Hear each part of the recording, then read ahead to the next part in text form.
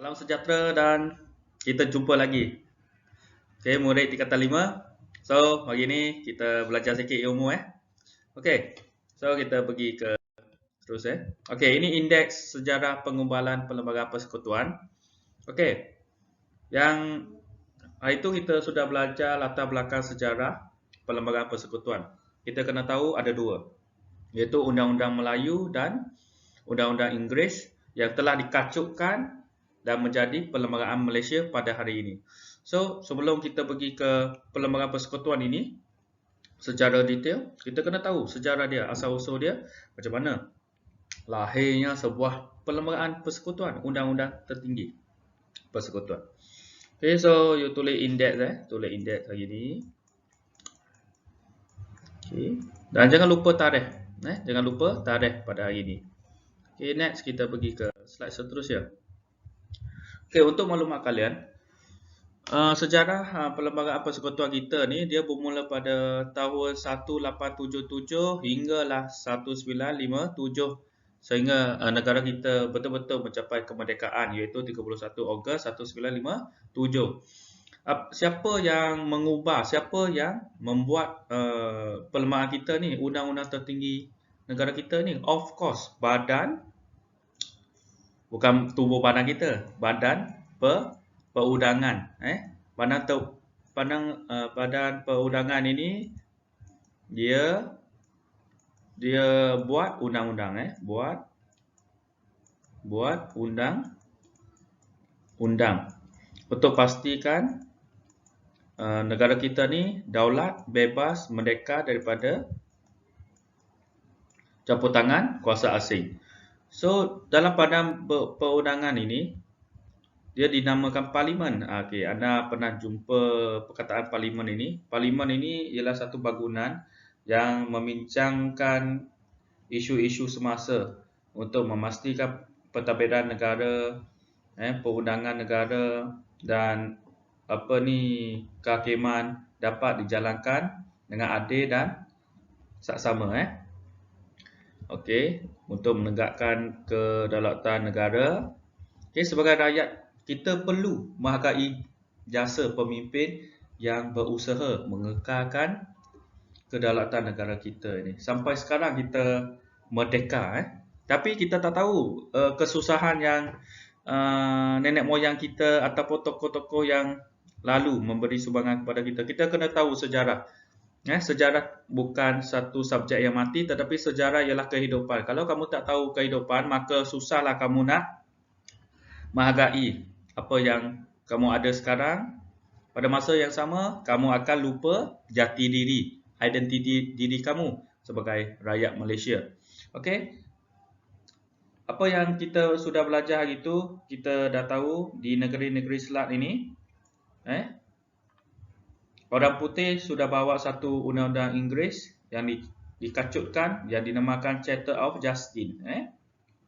Dan Perlembagaan Persekutuan kita ni bermula di mana? Di negeri Perak. Okey, kita tengok apa yang terjadi di negeri Perak. Kenapa Perlembagaan Malaysia ni bermula di negeri Perak? Tetapi warisan dia bermula dari zaman Kesultanan Melayu Melaka. Kena ingat Let's go. Okey, ingat tahun ini 1877 di mana Majlis Negeri Perak ni satu kumpulan dipengerusi oleh siapa? Raja Yusof yang menjadi titik tolak pembentukan undang-undang negara. Undang-undang negara ini bermaksud Perlembagaan Persekutuan Malaysia hari ini. Majlis Negeri Perak ini, dia apa peranan dia? Apa kerja dia? Apa dia buat? Dia buat undang-undang ataupun istilah yang lain kita boleh tahu mengubah undang-undang bagi negeri Perak. So, apabila Majlis Negeri Perak ini dia mula memahami peranan undang-undang itu sangat penting untuk mengawal politik ekonomi sosial, maka peranan Majlis Negeri Perak ini dimainkan oleh semua majlis negeri di negeri Melayu yang lain untuk menjamin kestabilan politik, ekonomi dan sosial. Okey, inilah Raja Yusof. Okey, Raja Yusof ini di mana? Di tengah. Inilah Raja Yusof Okey, sini. Dan bersama Hyulo berdiri di depan. Okey, Hyulo ni berjanggut besar ni macam Mr. Potato di Kuala Kangsar, Perak pada tahun 1880. Okey.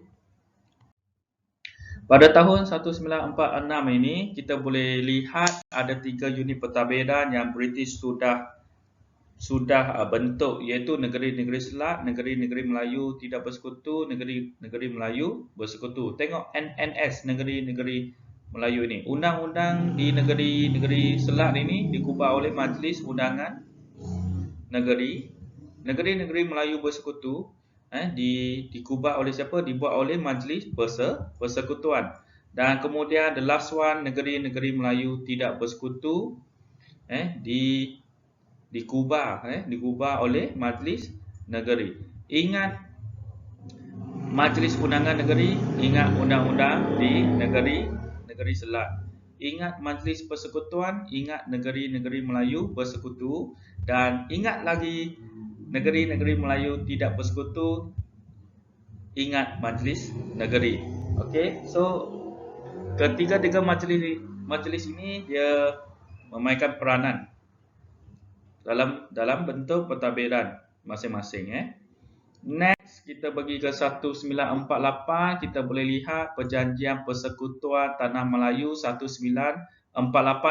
Ini tarikh yang sangat penting sebab dengan adanya Perjanjian Persekutuan Tanah Melayu 1948 ni, maka negara kita mula menuntut kemerdekaan, mula mengembalikan identiti negara kita. Seperti mana kita tahu, dia PTM ni Persekutuan Tanah Melayu 1948 ni, dia merupakan titik penting pembentukan sebuah persekutuan yang terdiri daripada negeri-negeri Melayu, Melaka dan Pulau Pinang. Negeri-negeri Melayu ni bermaksud negeri-negeri Melayu bersekutu, negeri-negeri Melayu tidak bersekutu digabungkan jadi negeri-negeri Melayu, dan kemudian gabung dengan negeri-negeri Selat, tetapi Singapura tidak termasuk sebab Singapura ni British nak jadikan pelabuhan bebas. So antara kandungan dalam Persekutuan Tanah Melayu ini, dia bincangkan hak pentadbiran, bincangkan politik, kedudukan raja kuasa raja, perundangan, of course sangat penting untuk dijadikan perlembagaan, dan kerakyatan ataupun kewarganegaraan. So di sini you tengok raja-raja Melayu bersama dengan pegawai British iaitu Pesuruhjaya Tinggi British semasa mesyuarat Majlis Raja-Raja ke-25. Okey, kita pergi ke tahun 1957 pula. Tahun ini sangat penting sebab negara kita sudah merdeka pada peringkat Semenanjung Malaysia. Suruhanjaya Perlembagaan ini dikenali sebagai Suruhanjaya Perlembagaan Persekutuan Tanah Melayu, ataupun kalau abang-abang kamu sekarang, mereka lebih prefer Suruhanjaya RIT. Suruhanjaya RIT ini dia ambil model apa? Westminster. Westminster ini model Westminster ni satu perundangan yang ada di Britain, di mana model Westminster ini dia menitik beratkan siapa ketua negara, siapa ketua kerajaan, dan ketua kerajaan dibantu oleh majlis ataupun jemaah menteri iaitu dia ada pembahagian kuasa dan sesuai digunakan di negara kita. So apabila perlembagaan ini dikuatkuasakan, kita dapatlah kemerdekaan 31 Ogos 1957, di mana kita sentiasa setiap tahun kita cuti pada 31 Ogos 1957 dan dikenali sebagai Hari Kebangsaan dan menjadi asas perlembagaan negara kita pada hari ini So ini Parlimen. So Report of Federation of Malaya Constitutional Commission 1957. Okey. Ini sumber dia, ini gambar buku teks semua ada sebenarnya. Okey. So kita tengok apa yang ada dalam Perjanjian Persekutuan 1957. Sangat penting Persekutuan 1957 ini dia sangat berkaitan dengan Kerajaan Persekutuan. Kerajaan Persekutuan ni gabungan negeri-negeri Melayu termasuk Melaka dan Pulau Pinang menjadi sebuah unit pentadbiran yang seragam. Dia tak ada berasingan Dan kemudian kita lihat kedudukan Raja Melayu terjamin, and then kedudukan keistimewaan orang Melayu terjamin, dan juga kepentingan sah kaum lain. Kaum lain itu dirujuknya ialah orang Cina, orang India dan Bumi Putera. Kemudian kita tengok Parlimen. Okey, Parlimen kita dah tahu ada satu bangunan yang berwarna putih tu, Cikgu Chiu tunjuk tadi. Terbagi kepada dua dewan, iaitu Dewan Rakyat dan Dewan Negara. So ada fungsi dia tertentulah dewan tersebut untuk memastikan pentadbiran negara ini berjalan dengan lancar. Kemudian kewarganegaraan yang sama, maksudnya tak ada bias, tak ada pilih kasih. So kita bangsa apa? Bangsa Malaysia Jangan kata bangsa Cina, Melayu, India, kita ni bangsa Malaysia. Okey. Dan rakyat Persekutuan Tanah Melayu. Okey, kita pergi ke penghujung dah, di mana kita boleh lihat Perlembagaan Persekutuan Tanah Melayu ataupun Suruhanjaya RIT Suruhanjaya RIT. Pada tahun 1957 ini bermodalkan Westminster. Westminster ini bermaksud dia mengambil berat kedudukan raja, dia menitik beratkan kedudukan ketua kerajaan, dan di mana jemaah menteri bantu ketua kerajaan untuk pastikan negara kita dapat melahirkan sebuah pentadbiran yang berkesan, aman damai dan makmur serta berdaulat, bebas dan merdeka.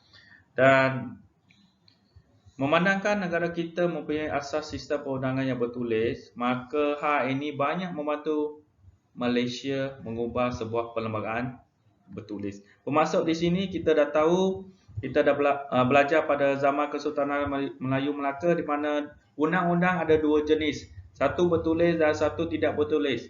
Yang bertulis itu iaitu Hukum Kanun Melaka dan Undang-Undang Laut Melaka yang kamu sudah belajar dengan banyaknya isinya dan pentingnya. Hukum Kanun Melaka dan Undang-Undang Laut Melaka ini menyumbang kepada Perlembagaan Persekutuan, di mana bermulanya Majlis Negeri Perak dia mengubah undang-undang negeri, dan semua negeri-negeri Melayu ikut dengan bermodalkan Westminster yang mementingkan kedudukan raja dan kedudukan ketua kerajaan dibantu oleh jemaah menteri. And then kita tengok kepada latihan. So latihan ni bagi saya agak mudah kalau kamu baca apa yang Cikgu Chiu sudah kongsi di buku teks anda. Kalau tak ada buku teks, tak ambil lagi, anda boleh terus kepada PowerPoint Cikgu Chiu ini dan buat latihan yang cikgu bagi. So sampai ada 10 latihan tadi, cikgu berfikir supaya kamu dapat sesuatu lah daripada subtopik ini. Subtopik sejarah pengumbalan perlembagaan persekutuan. So itu saja untuk hari ini. Terima kasih banyak-banyak dan selamat belajar. Kita jumpa lagi pada kelas seterusnya. Okay, bye-bye. Thank you.